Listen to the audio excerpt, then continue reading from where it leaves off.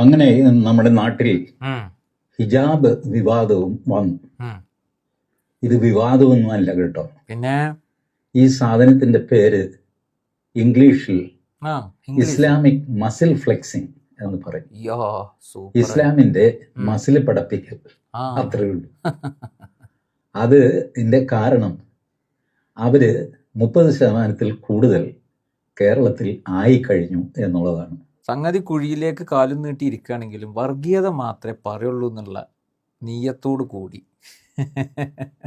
ഇറങ്ങി പുറപ്പെട്ടാൽ എന്താ ചെയ്യുക?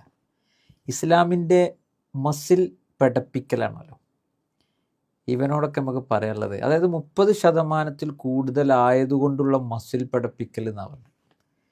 ഹിജാബുമായി ബന്ധപ്പെട്ട വിഷയത്തിലെ TG മോഹൻദാസിൻ്റെ പ്രതികരണം വെറും വർഗീയത മാത്രം. അതായത് എന്തോ ആരും ഉദ്ദേശിക്കാത്തതിൻ്റെ അപ്പുറത്തേക്ക് ഉദ്ദേശിച്ചുകൊണ്ട് അത് എങ്ങനെ വർഗീയമായിട്ട് ജനസമൂഹത്തിന് മുമ്പിൽ വളമ്പാം, വിസർജിക്കാം വായ കൊണ്ട്, അത് മൂപ്പര് ചെയ്യും. എനിക്ക് ഇവരോട് ഒരു കാര്യം പറയാനുണ്ട്. ഇസ്ലാമിൻ്റെ മസിൽ പഠിച്ചിട്ടുണ്ട് ഇന്ത്യയിൽ. നല്ലോണം പഠിപ്പിച്ച് കാണിച്ചു കൊടുത്തിട്ടുണ്ട്. സൂര്യൻ അസ്തമിക്കാത്ത ബ്രിട്ടീഷ് സാമ്രാജ്യത്വത്തോട് നല്ലോണം മസിൽ പഠിപ്പിച്ചിട്ടുണ്ട്. അതേപോലെ തന്നെ പറങ്കികളെ അറബിക്കടലിൽ ചെറുത്ത കുഞ്ഞാലിമാരുടെ ചരിത്രങ്ങളൊക്കെ നിങ്ങളെടുത്ത് പരിശോധിച്ച് നോക്കുക. ഒന്നും വേണ്ട, നിങ്ങൾ ഇന്ത്യ രാജ്യത്ത് അധിനിവേശത്തിന് വന്ന സകലമാന സാമ്രാജ്യത്വ ശക്തികളെക്കുറിച്ചും ഒന്ന് പഠിക്കുമ്പോൾ മുസ്ലിങ്ങളെ മസിൽ പഠിച്ചത് കൃത്യമായിട്ട് കാണാൻ സാധിക്കും. അത് 30% വർധനവുണ്ടായിട്ടോ അല്ലെങ്കിൽ അന്ന് ആൾബലം കൊണ്ടും പിന്നെ ജനസംഖ്യ കൊണ്ട് കൂടുതലായിട്ടൊന്നുമല്ല. മസിൽ പടക്കേണ്ടടുത്ത് മസിൽ പടക്കന്നെ ചെയ്യും. അങ്ങനെ ചെയ്തിട്ടുണ്ട്. ഹിജാബിൻ്റെ വിഷയത്തിൽ ഇതൊന്നുമില്ല. അതായത് ഒരു കുട്ടി അവരുടെ വിശ്വാസം അനുസരിച്ചുകൊണ്ട് ഒരു തട്ടമിട്ടുകൊണ്ട് സ്കൂളിലേക്ക് ചെല്ലണമെന്ന് അവർക്ക് ഉള്ള ആ ഒരു അവകാശത്തിൻ്റെ പുറത്തുണ്ടായ ചർച്ചയാണിത്. ഇവിടെ എത്രയോ മുസ്ലിം കുട്ടികൾ തട്ടിടാതെ പോകുന്നുണ്ട്. ഇസ്ലാമിനോട് വലിയ പ്രശ്നമാണ്? ഒരു പ്രശ്നമല്ല, അവനാൻ്റെ ചോയ്സാണ്. ഇസ്ലാമിൻ്റേതായ കാഴ്ചപ്പാട് പറഞ്ഞിട്ടുണ്ട്. അത് ഉൾക്കൊള്ളേണ്ടത് ഉൾക്കൊള്ളാം, അല്ലാത്തവർക്ക് അത് തട്ടി മാറ്റി പോകാം. ഇസ്ലാമിൽ ഒരു നിർബന്ധ കടുംപിടുത്തമൊന്നുമില്ല. എന്നിട്ട് ആ വിഷയത്തെ വർഗീയവൽക്കരിച്ചുകൊണ്ട് കൊണ്ടുവന്നിട്ട് ഇത് ഇസ്ലാമിൻ്റെ പിന്നെ എന്താ പറയുക മസിൽ പഠിപ്പിക്കലാണെന്ന് പറയുന്നവരോട് ഇസ്ലാം മസിൽ പഠിപ്പിച്ചിട്ടുണ്ട്. ഇപ്പോൾ ഒന്നും വേണ്ട, ഇവിടെ ബ്രിട്ടീഷുകാർ വന്നു. സൂര്യൻ അസ്തമിക്കാത്ത ബ്രിട്ടീഷ് സാമ്രാജ്യം ഇവിടെ പിന്നെ ഇന്ത്യയിലേക്ക് കച്ചവടവുമായി വന്നു. അവരിവിടെ അധിനിവേശം നടത്തിയത്. ഇവിടെ പോർച്ചുഗീസുകാർ മറ്റുള്ള സാമ്രാജ്യത്വ ശക്തികൾ മുഴുവനും വന്ന് ഇവിടെ അധിനിവേശം നടത്തി. നോക്കൂ, മാന്യമായിട്ട് ഞാൻ ചോദിക്കുന്നത്, മാന്യമായിട്ട് ഇന്ത്യ രാജ്യത്ത് അന്നും ഇന്നും കച്ചവടം നടത്തി പോകുന്ന ആളുകൾ ആരാ? അറബികളാണ്. നിങ്ങൾ ഒരൊറ്റ കാര്യം ആലോചിച്ചാൽ മതി. അറബികൾ ഏത് മതവിഭാഗത്തിൽപ്പെട്ട ആളുകളാണ് എന്നുള്ളത് നിങ്ങൾക്കറിയാലോ. അവരിവിടെ ഒരു മസിലും പഠിപ്പിക്കാൻ നിന്നിട്ടില്ലല്ലോ.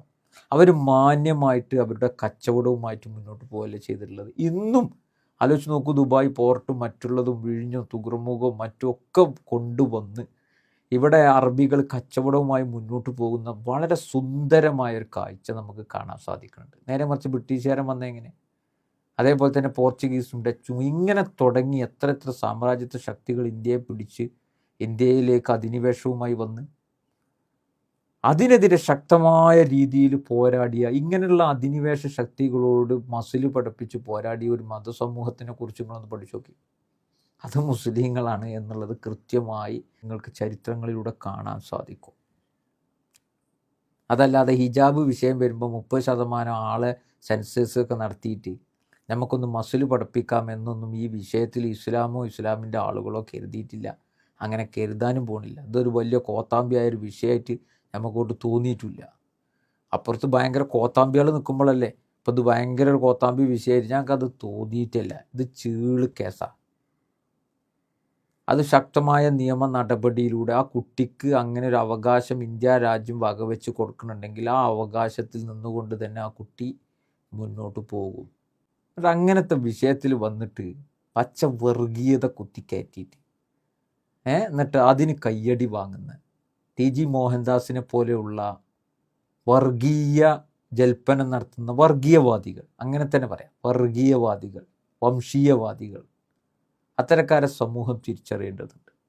അപ്പോൾ ചരിത്രത്തിൽ 30% കൂടുതൽ ഉണ്ടായപ്പോൾ സെൻസസ് നടത്തിങ്ങാണ്ടൊന്നല്ല ഇസ്ലാം ഇവിടെ മസ്ലു പെരുപ്പിച്ചിട്ടുള്ളത്. ഇന്ത്യയിൽ ഇസ്ലാം മസ്ലു പെരുപ്പിച്ചിട്ടുണ്ട്. അത് ഇവിടെ പിടിമുറുക്കാൻ വന്ന അധിനിവേശ ശക്തികളോടും അനീതിയോടുമാണ്. അനീതിയോട് സമരസപ്പെടുന്ന ഒന്നും തന്നെ ഇസ്ലാമിക ചരിത്രങ്ങളിൽ നിങ്ങൾക്ക് കാണാൻ സാധിക്കില്ല. ഇവിടെ ഇപ്പോൾ ഇന്ത്യ രാജ്യത്ത് അധിനിവേശ ശക്തികൾ വന്ന ശക്തമായ രീതിയിൽ ഇനിയും മസ്ലു പെരുപ്പിക്കും. അത് ആവശ്യമുള്ള ഘട്ടത്തിൽ ആവശ്യത്തിനനുസരിച്ച് മസ്ലു പെരുപ്പം ഒക്കെ ഉണ്ടാവും. അപ്പോൾ ടി ജി മോഹൻദാസിനോട് അതേ നമുക്കിപ്പോൾ ഈ വിഷയത്തിൽ പറയാനുള്ളൂ. ഒരു വിഷയം കിട്ടിക്കഴിഞ്ഞാൽ അത് അങ്ങോട്ട് പെരുപ്പിച്ചിട്ട് അത് മസ്ലു പെരുപ്പിക്കലാണ്. അത് ഒരു ന്യൂനപക്ഷത്തിൽ നിന്ന് ഭൂരിപക്ഷത്തിലേക്ക് കടക്കുമ്പോഴുള്ള അവരുടെ മനോഭാവമാണ് എന്നൊക്കെ പറഞ്ഞിട്ട് എത്ര അറബി രാജ്യങ്ങളിൽ എത്ര ഹൈന്ദവ സുഹൃത്തുക്കൾ സഹോദരങ്ങൾ ജോലി ചെയ്യുന്നുണ്ട്. അവിടെ വല്ല മസ്ലു പെരുപ്പിക്കൽ നിങ്ങൾ കണ്ടിട്ടുണ്ടോ?